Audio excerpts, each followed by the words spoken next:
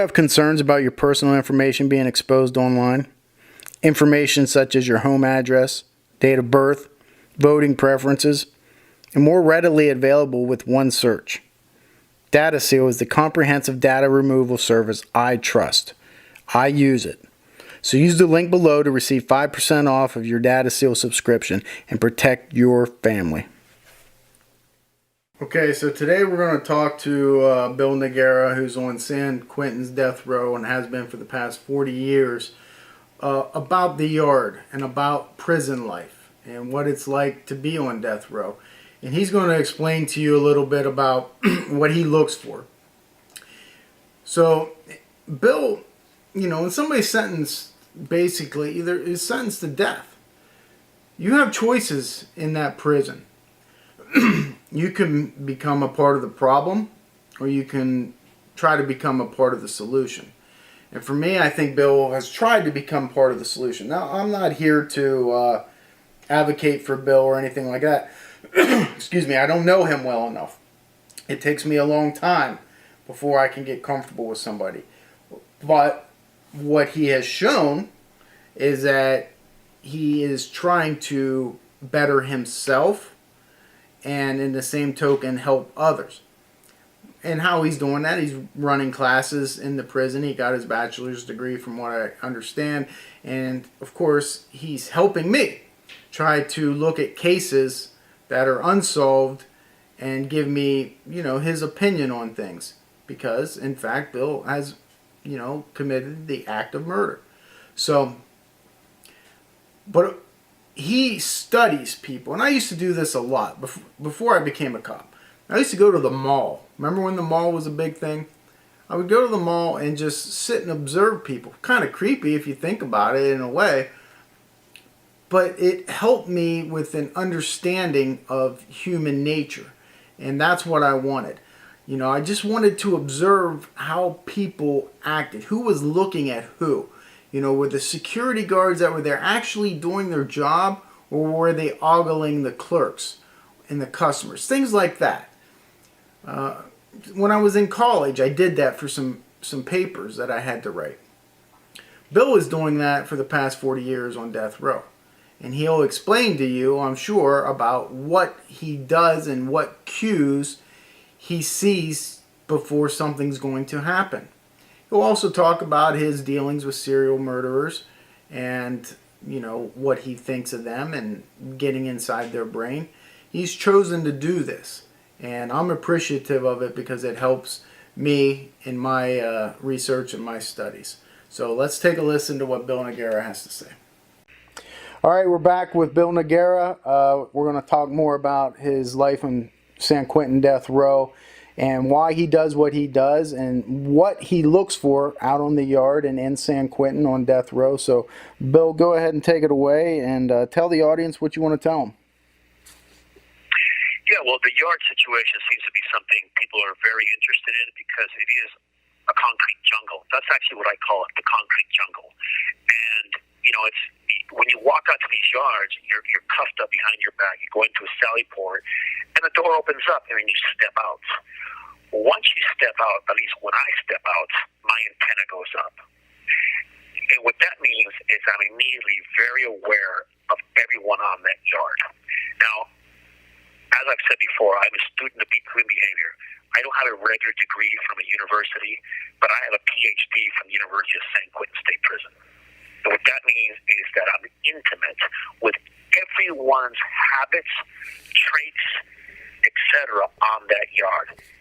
The reason for that is because my life depends on it. So let me explain a little bit. These yards are usually made up. This call and your telephone number will be monitored and recorded. Of large groups. There are the Hispanics, there are blacks, there are whites, there are Asians. Now, normally I walk out and I immediately put my cup down and then I turn around and I start watching everybody. Are the whites doing what they're supposed to be doing? They normally sit down, they talk, they go over what they're going to do that day. The Mexicans or Hispanics are usually working out already. The blacks are by the tables. So those are normal behaviors. If they're not doing what they're supposed to be doing, then I look at the group that's not doing what they're supposed to be doing. And I look for other cues. A big one, and one of the biggest ones, and you'll be surprised to hear this, is coffee. If a group is going to do something violent, usually they don't make their coffee. So I watch for that. But that isn't everything. It could be something, maybe the guy's going to a visit or something. If I can't discern what's going on by then I start looking at individuals. What does Ricky normally do at this time in the morning? If he's doing what he's supposed to do, that tells me that maybe his group's not involved. But if he's not, then I look at the next cue. Is Bobby doing what he's supposed to be doing? And it's a list that I go down. And this happens in seconds. I'm looking and deciphering what's going on. Now, that's a normal situation. Now, as I said, the yard is normal. Nothing's going on. I set up. I start working out. But usually, and people that have been at war in a trench with other men will tell you this is true. You can usually smell the adrenaline of males when they're about to do something. And this isn't crazy. We're all animals. The only difference is we have the ability to reason that other animals don't. And we've shied away from all the primal instincts, which is to observe habits. Animals do it all the time. It's called instinct. We've let it go. We put perfume on, we do all these things in normal society. But in prison, it's what saves your life. On a number of occasions, I've been out in the yard, Ken, and suddenly I feel it. A tension. You can almost taste it in the air. And then I go through my litany of questions. I look at everybody, what they're doing. Some guys are so good that they can shield their emotions where I can't see it. To the last second, they drop them, and then immediately they become who they're going to do, what they're going to do that day. And it just happened, we're talking about this, it just happened the other day. I'm on the yard. It's a normal day. Nothing is happening. People are playing basketball, but suddenly that tingling goes on, and I look up. And I look from each person, and within 30 seconds, I know who's involved.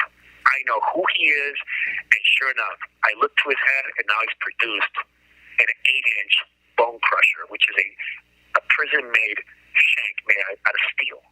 He has it in his hand, and he's walking towards a guy. He's 15 feet from me.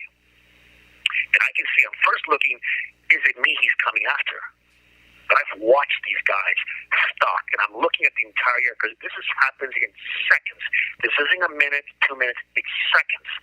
And I'm trying to make sure I'm not being set up, because if something is happening, something else can be going on that no one knows about.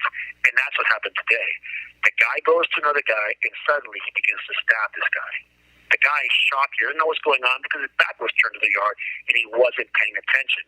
While all the police and everybody are focused on the guy stabbing the guy in the yard, and the gunners are firing into him, I suddenly realize something else is going on.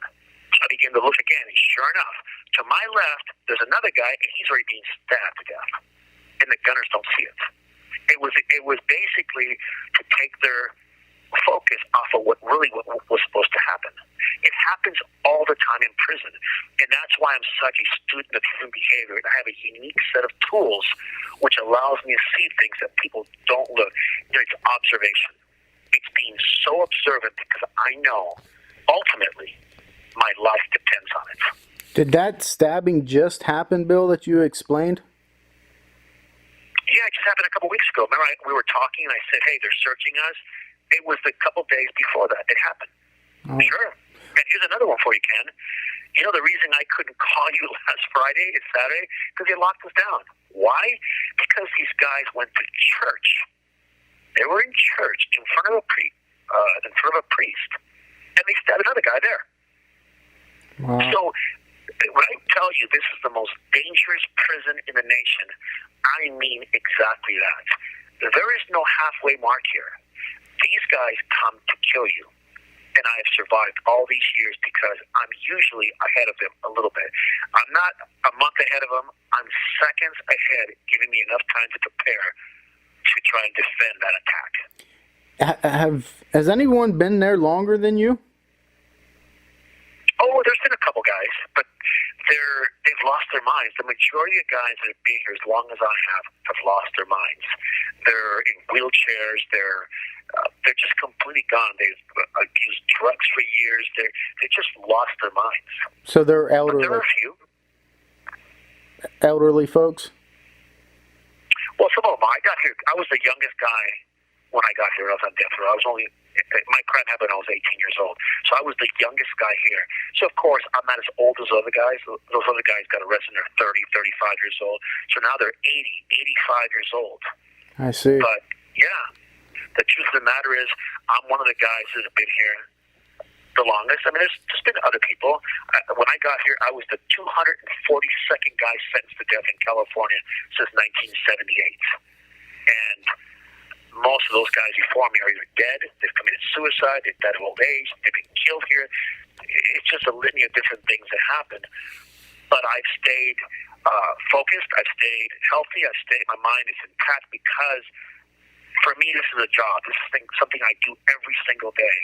And I've mentioned before, every time I leave my cell and they put those cuffs on me to take me to that yard where I know it's a jungle, I tap the door above my cell door and I say, today they'll try and kill me. And I leave my cell with that frame of mind. And it isn't until I return to that cell and they lock the door behind me and I'm safe that I relax. And you've been doing that for 40 years. I've been doing it for 40 years, and I'm probably going to do it for a lot longer than that. Well, speaking of the stabbing that you witnessed, have you ever been a victim of that, an assault? Absolutely. I have fended off numerous guys that have come after me with a knife in their hand intending to kill me. Yes, it's happened a number of times. Wow. Well, that in itself is pretty shocking. My audience, a lot of them, most of them can't imagine being in a fight or flight situation such as that. Can you explain how that happens? You don't have to go in detail about what started it, but the fight or flight situation that you get yourself in?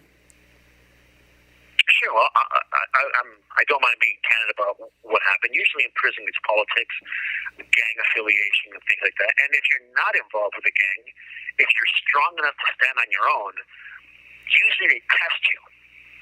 When I first got here, I was tested immediately because I did not join a gang. I did not get involved with those type of things. And I made it very clear to people. And I didn't do it in a manner which, I said, hey guys, look, I don't want to, I didn't say it like that because you can't. When they immediately approached me because they saw the type of guy I am, the kind of physical shape I'm in, they immediately wanted to recruit me. And I made it very clear. I said, hey, and not the nicest terms either. I tell them, listen, I respect your rules, respect mine. The first guy that asks me to do something or attempts to do something to me, I'm going to smash him. I'm not making any bones of this. This is exactly what's going to happen. So either you respect me, and I'll respect you.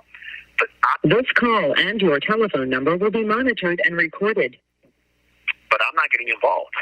And I made that clear from the very day I stepped on the San Quentin. And of course, they tested me. They wanted to know, okay, are the rumors real? Is this guy who he says he is? Can he stand on his own? Can we knock him down? All those questions were answered very quickly the first time someone attempted to do it. And they've tried a number of times. And each time the result has been the same. Look, I'm not a tough guy. I'm not, some guy that looks for trouble. I try to avoid it at all costs. And when I hold these classes in the yard about rehabilitation, about second chances, about owning responsibility for your crimes, people don't like that. There are men here that really are upset about it because I'm taking away recruits from these guys. Because I'm teaching them there's another way to be better. And they don't like it. And I'm sure that question crosses their mind all the time. Should we take them out today? Should we try? I always make it abundantly clear that nothing's changed in the 40 years I've been in prison. I will defend myself. I will defend my position. And if you try and harm me, well, the results are always the same. So while you've been there for 40 years, can we talk I know you have talked about this before, but just a little bit, can you shine some light on these serial offenders that you have watched? And one of the things that you explained is, you see them at a table, playing cards, swapping serial killer cards and stories and stuff like that. My audience, they can't believe that. So can you shine some light on that? Well, sure. Serial killers, as I've talked about, are not going to change. They are who they are. That's who they are by nature. I know there's a lot of people are going to say, well, no, it's more nurture rather than nature.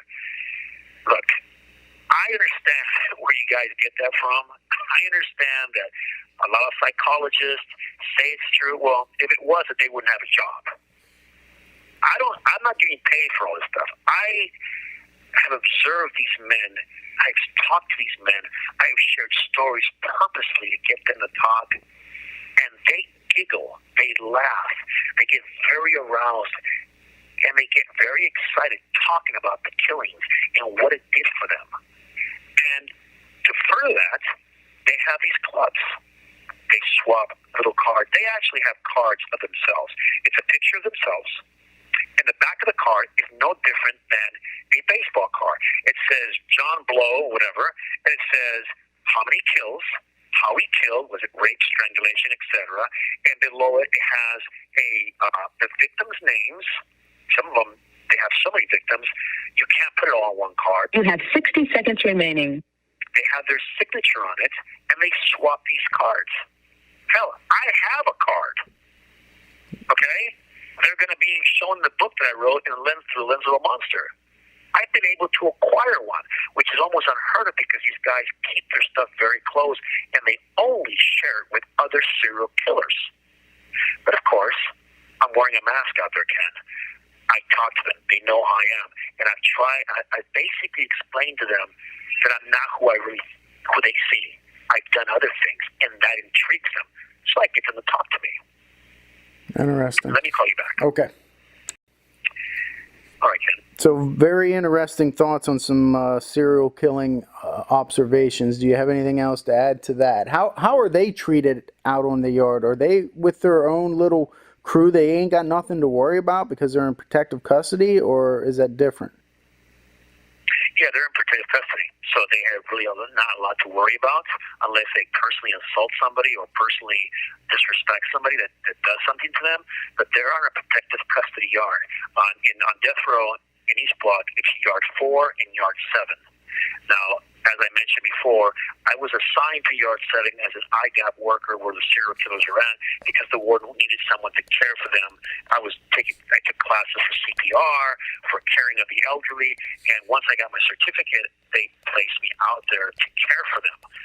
And that's how I got really the inside scoop because I was among them. And that gave me an advantage. Normally, I go to a normal yard 6. I was on yard 1 before that. And these are huge yards with a lot of killers. And look, I'll tell you how things can be on the death row, how they change so quickly. On yard 4, one of the serial killers, is Charles Ning, the guy who killed all those people, including throwing a baby in a microwave. He was out there one day, and they made a mistake. They opened the wrong gate. And a regular convict from yard 3 stepped out onto yard 4. Within 2 seconds, he had rushed across the yard, got Charles Ng, and stabbed him twice. That's how much convicts hate serial killers. They will do anything they can, and if they get a chance, they will try and kill them. I, of course, don't believe that because I'm not here to do anybody's job. I was placed in that yard because I wanted to do a job, which was to care of the elderly. Now, prison politics and prison behavior dictates that I immediately attack them. But I've never followed prison behavior. And of course, I know the questions in your head and the audience is, how much danger does that put me in? Well, doing your show, Ken, you're former law enforcement, former investigator, all those things, because I'm dealing with you, because I'm talking with you, because I'm sharing with you and with your audience, that put a target on my chest the first day I came on your show. Well, I don't know what to say about that. I just was, if you could have seen me right there, I was shaking my head. I was just thinking, man, that is a a heavy burden, not for just you, but for me as well. But let me talk about the serial offenders. They're in protective custody. So the only way people they have to fear really is themselves. Is that even an option? I mean, will serial killers attack other serial killers out on the yard, or is it they just get along? No, most serial killers, and I'm sorry about that microphone. This call and your telephone number will be monitored and recorded. There's not a whole lot I can do with the microphone today, but serial killers, for the most part, in prison, are probably the most well-behaved people. They don't get in trouble. They don't attack anybody. Because, like I said, they only attack when they're the person in charge. For the most part, they're cowards. They're not going to do anything. And everybody knows this. They are sexual deviants. They are people with these psychological issues that need gratification. That gratification is not enclosed in what you would think a convict would do, or they don't have those needs. These predators are only insects. They're predators to people they can completely dominate, that they can go into a house at night, rape, pillage, whatever. They're not going to do that in prison. Because in prison, there's a whole different, the food chain is totally different. They're at the very bottom of the food chain. Serial killers, child molesters, rapists, that's all one bottom sludge pool. But they do seem to get along with each other, or are there some just like in regular society where they're kind of standoffish, they don't talk to anybody? But the way I'm hearing it described from you is almost like it's like a picnic for them. They can just all sit around at the table and shoot the shit. Yeah, for the most part. There's a couple of them that don't talk to other ones. They don't like to associate. They think themselves to be better than them. Can you name any of them? But for the most, sure. Joseph Nace was one. He doesn't speak to anybody.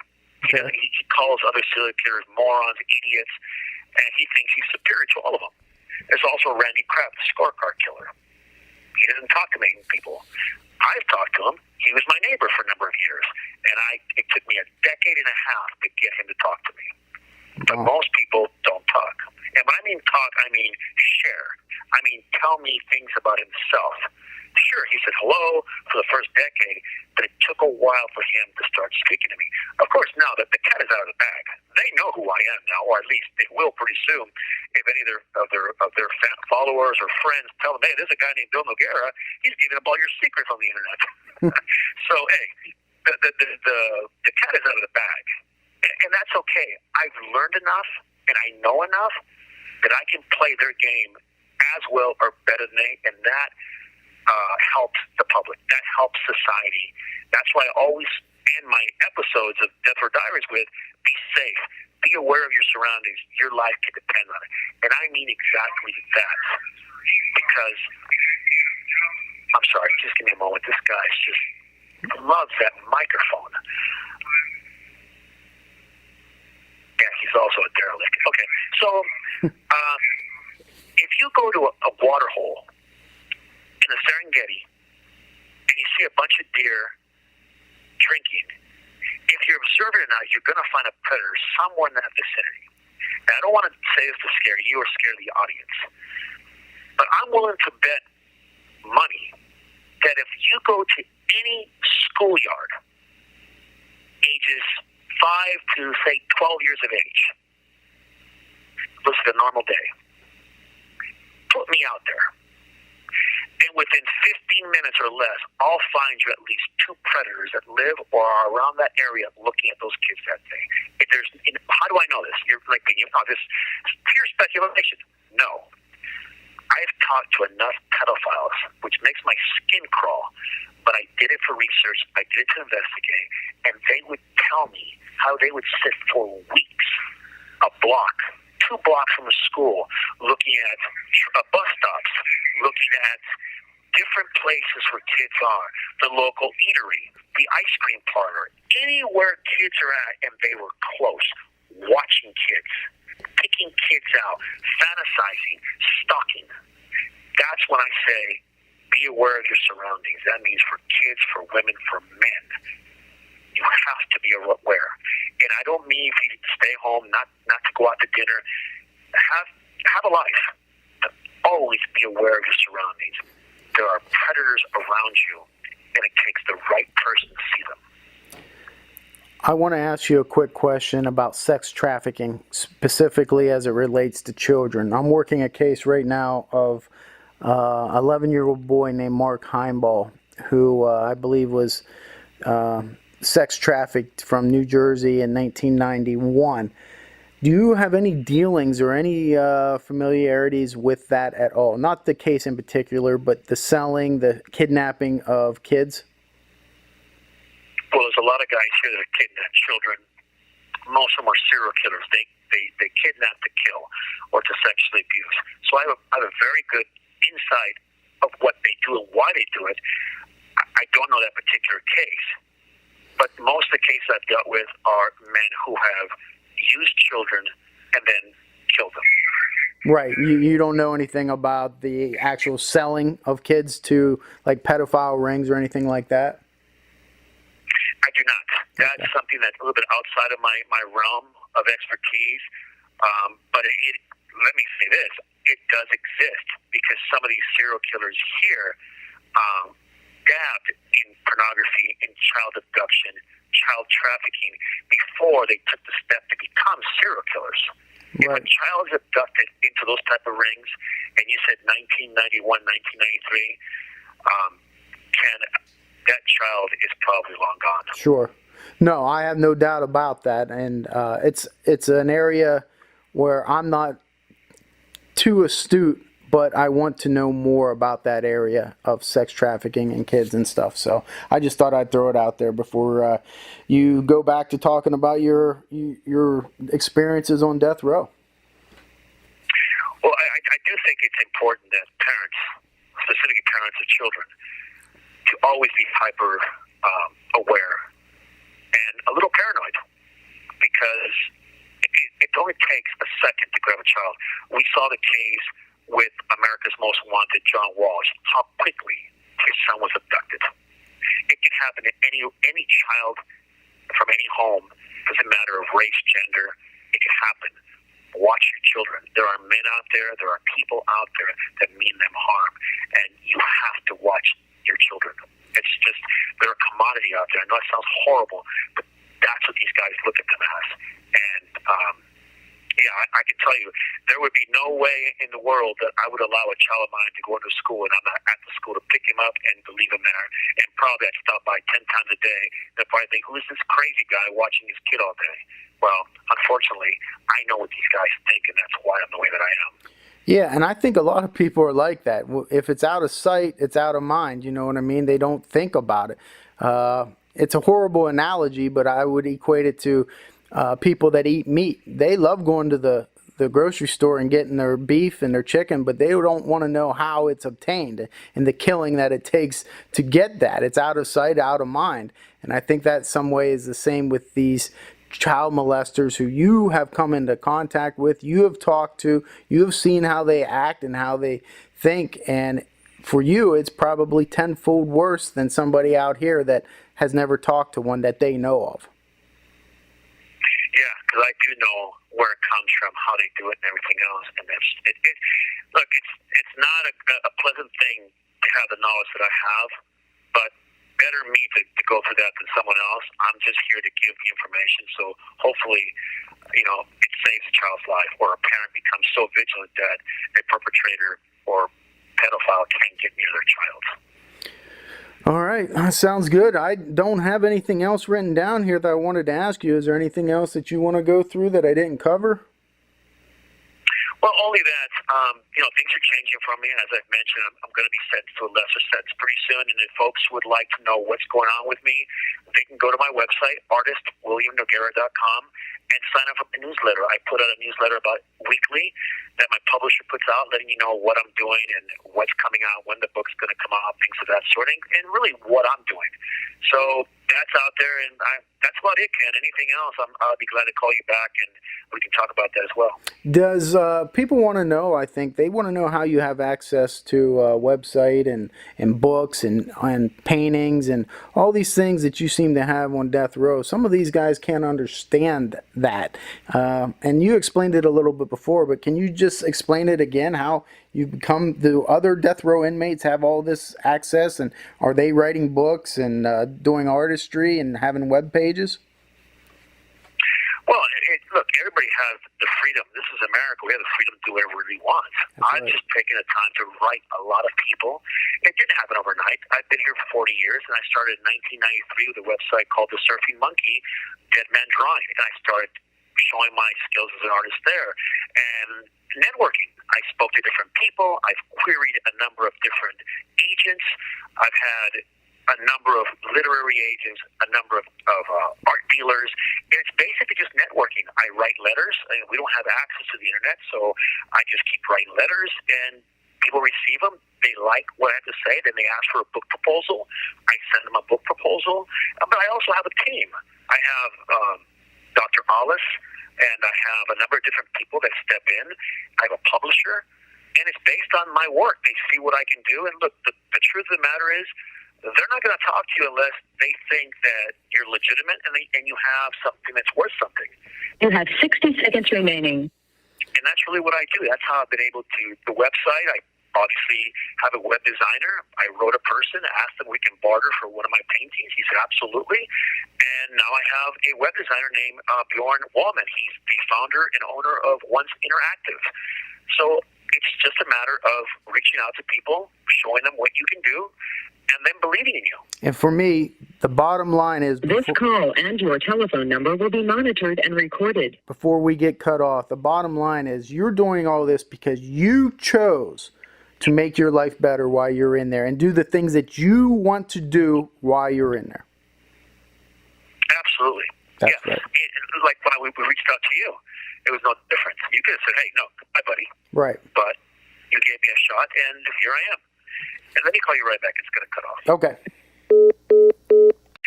Hi, Ken. Okay, so we're back on here. I mismanaged my time. I thought we were up, but it seems like we probably got 15 more minutes. Am I right? Yeah, I just wanted to kind of cover some of the things you were asking about. And one of the things that you have to understand, and the audience should understand, this wasn't a fly-by-night thing. I didn't get a bright idea and just, hey, I'm going to do art, and the next day I'm up and running. It took decades to really get myself going because, you have to prove yourself. The podcast, I had to call a number of people, show my idea that I wanted to be a producer. And I got Matt Ralston. He said, yeah, let's do this. We did Death Row Diaries. And with you, he contacted you. And it's just networking. And word starts to spread. Hey, this guy Noguera, he's not an idiot. Or he is an idiot. Whatever people think. It's just a matter of really just knocking on people's door. And those who want to better themselves or better other people's lives, and if they're passionate about it, I think will be able to do it. How many detectives have retired and said the hell of the world and walked away? You have continued because you feel you have a duty to society to help, to inform, to investigate. I think that's the difference of those who do and those who don't. Well, yeah, and I had just talked about this in a video yesterday about McDonald's workers and how they are looked down upon, and janitors and all these so-called menial jobs. But you know what? They're the people that I respect the most because they're working. They are taking the time to better their lives by getting up every morning when they could just lay in bed and say, I'm going to live with mommy and daddy. But no, they get up, they put their boots on, and they go to work, and they're not lazy. And I equate that to you as you chose to do all these things while you're in there. You could have easily said, you know what, I'm just going to take drugs, lay on my bed, and just, wilt away. But you chose different, and I respect that. And I wanted people to know that going forward. Well, I appreciate that. And there's the other side of the coin. I could have been the same guy I am now, but used it for bad. I could have become a gang member. I could have been hurting people in here. Look, let's not lie about it. Let's be candid. I have all the tools to do that. I chose to use the tools for what you said. Get up and work and try and better. Look, it never escapes my mind, Ken. I have a debt to pay. And if there's one thing that I always do is I always pay my debts. I owe one to society. I owe one to your audience. I owe one to you. And that's why I'm here. Otherwise, I would use all these tools I have for bad, and that would not be a good thing. Right. I made a decision years ago, and I'm sticking by my guns. Yeah, and I always say in every episode that we do, you make no bones about the wrong that you did. You don't deny it, you don't make excuses for it, and you live up to it. And somebody that does that, they're okay in my book. So I appreciate that. Hey, not everybody can do that. There's a lot of people in this world that want to make excuses.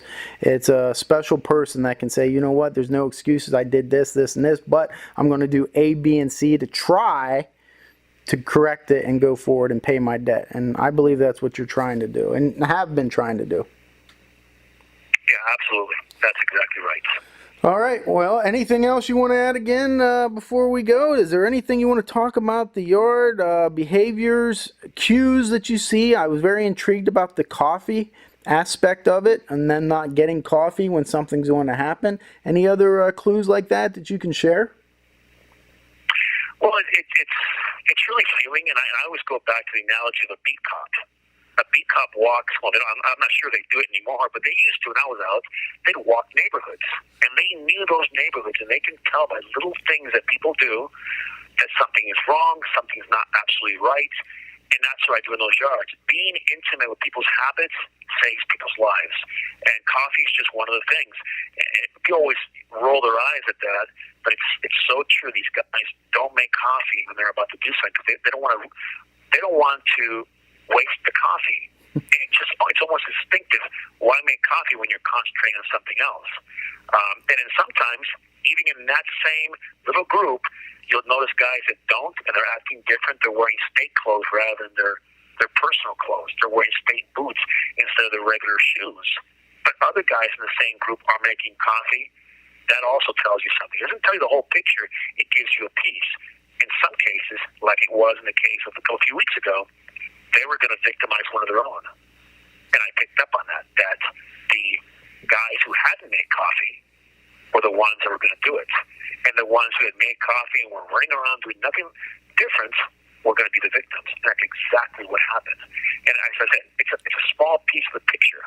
But when you start seeing more and more cues, you get a better picture of the entire yard and you know what's going to happen. And that's basically what it is that I do. It's just observational skills that I learned from a child.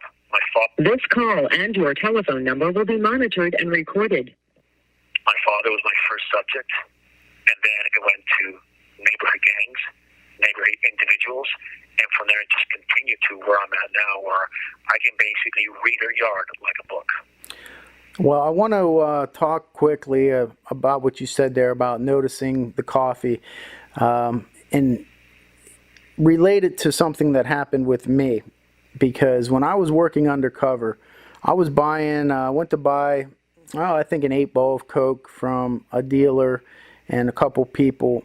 And it all went down okay, but it was a last minute thing. And so I didn't wear sneakers. And instead I wore my police patrol boots because that is what I had in my locker at the time. But I had my jeans pulled down over it so you couldn't see much. But anyhow, we ended up arresting the guy. He tried to run. My partner tackled him. We got him. We got our buy money. We got the drugs. Went back there, and I'm talking to him, and he looked at me and said, I should have known better. I knew you were a cop. And I said, how did you know? Because I want to know so I don't get killed the next time I'm out. And he said, your boots, they were too shiny. And right then, it learned something. You know, he knew he was a criminal. He knew something was off, but yet he was greedy. And he continued to then go with his gut instinct. Exactly, and that's one of the things I always talk about. Now let's go full circle. A woman gets out of work. She opens up the door to the back. It's dark outside. Her car's in the parking lot. Every instinct in her is yelling, "Don't go out there!" And she overrides it, thinking, "I'm a 21st century woman. I'm not afraid. No one's going to touch me." And she goes out there, or a man or a child, and you get nailed. Those instincts are there for a reason. That drug dealer saw your boots. Drug addicts don't shine boots because they're worried about getting drugs. That should have told them immediately you're a cop or someone you weren't supposed to be. Those little cues are a pretty good example of the little pictures I see here, and I put the picture together very quickly. along, you could get killed. Very good insights. All right, I'm going to end it there, Bill. Do you have anything else before we go? No, that's it. Just please be safe, be aware of your surroundings. Your life could depend on it. Okay, end it now. So, there you have it, Bill Noguera, Death Row Prison. A lot of insight there, especially about the coffee. It's great insight, you know, from somebody that's been there and observing, and, you know, the brutality that's in San Quentin and having to always watch your back. I mean, I couldn't imagine, but, you know, that's the life he lives. He made a decision, a haphazard decision at one point when he was 18 years old to get him where he is today, 40 years on death row. Whether you believe in that, the death penalty, or believe in, you know, it's just, to me, and I've said this before, I've seen people get out of jail for killing preteen girls and get out of jail, you know, in 10 years. And then you have other people, you know, killing is not just killing. There's circumstances. Now, I am not taking up for what Bill did by any means. I'm talking overall in general. The justice system isn't right. There's people that have delivered marijuana, granted, probably large sums of it, that are doing more jail time right now than I know a murderer who murdered a 12-year-old girl, choked her out with his own hands, and left her in a cornfield. He did 10 years. So that's what I'm saying. It's not fair, and I don't know how to correct it. But there's people smarter than me that do know how and wield the power to do it. So let's get on that. Otherwise, brilliant commentary, I feel, from Bill Noguera, and I learned from it. And that's what you got to take from these. Learn something from it. If you don't, and you don't like it, don't listen to it. But if you go in with an open mind and can listen and take something from it, let it be a teachable moment for you, I think you're better off. And that's what I did today. So I'm appreciative of Bill taking his time and sharing it with me today and sharing it with you. So hope you like this episode of Redemption from Death Row. Until next time, mate. Maine's out.